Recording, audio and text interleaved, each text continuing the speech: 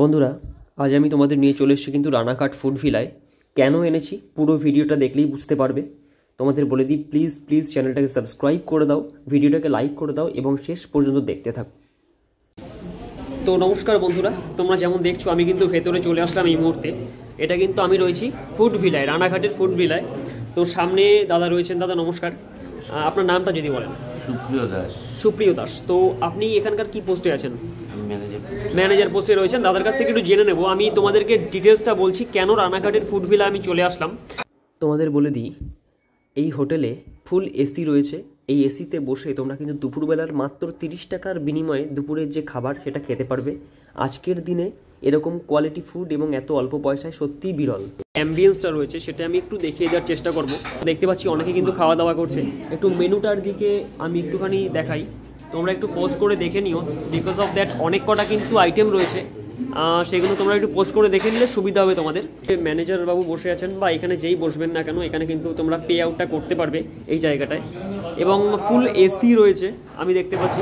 একটা জিনিস তোমাদের বলি, চলতে চলতে দেখতে দেখতে বলি যে এটা আমি স্পেশালি আসলাম তার কারণ হচ্ছে এইখানে কিন্তু তোমরা সব থেকে কম পয়সায় একটা এসি এরকম একটা অ্যাম্বিয়েন্স পাচ্ছ। এখানে কিন্তু খুব সুন্দর একটা কোয়ালিটি ফুড তোমরা পেয়ে যেতে পারছো দুপুরবেলার জন্য। বলছি আমি 30 টাকা সব থেকে সর্বনিম্ন। তো সেইটা আমার কাছে খুব ক্যাচি লেগেছে এবং আমার মনে হলো তোমাদের যাতে বিষয়টা দেখানো দরকার। এবং অনেকে আমাকে বলেছিলে, রানাঘাটে যারা যারা রয়েছে তারা বলেছিল দাদা ফুড ভিলাটা কেন করোনি এখনও পর্যন্ত। তো অনেক কটা কন্টেন্ট রানাঘাটে করে ফেলেছি। তো তোমাদের অল অ্যাম্বিয়েন্সটা দেখিয়ে দিলাম, খুব সুন্দরভাবে রয়েছে বিষয়টা। এই দিকটা কিচেন রয়েছে, এখান থেকে বারবার জিনিসপত্র আসছে।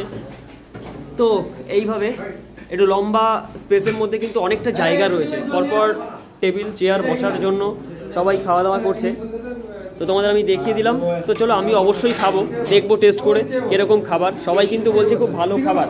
তো কাকু, সামনে একটু কাকুকে পেলাম, যদি কথা বলার চেষ্টা করি। এখানে কদিন ধরে খাচ্ছেন? আজকে নতুন এলেন।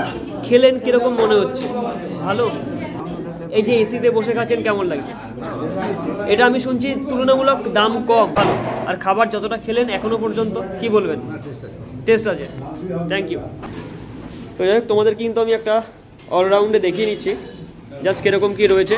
তোমাদের দেখিয়ে দিলাম পুরো অ্যাম্বিয়েন্সটা, খুব সুন্দর একটা ডেকোরেশন রয়েছে। আরও বলে দিই, দুটো এসি রয়েছে কিন্তু এখানে।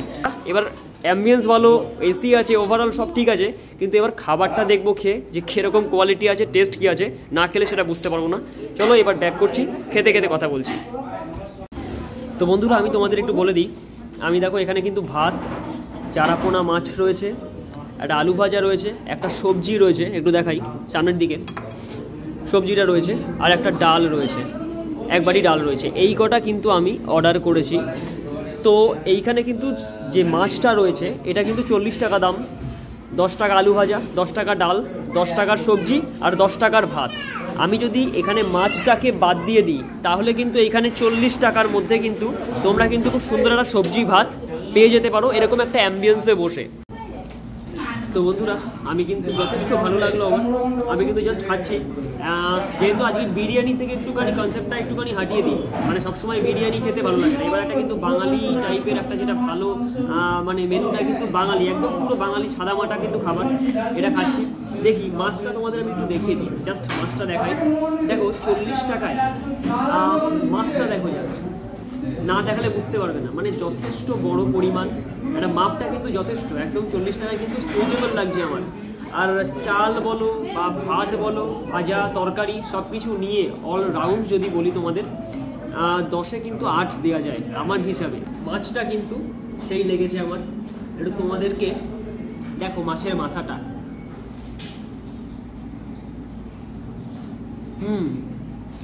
মাছটা কিন্তু আমার ঠিকঠাক লাগছে, বেশ ভালো, সুস্বাদু। তো বন্ধুরা তোমাদেরকে কিন্তু আরেকবার বলে রাখি বিষয়টা, আমি কিন্তু খেতে খেতে বেশ পরিমাণ যথেষ্ট ভালো ভাত, পরিমাণ মতন ভাত রয়েছে একজনের পক্ষে, আমার মনে হয় ঠিকঠাক।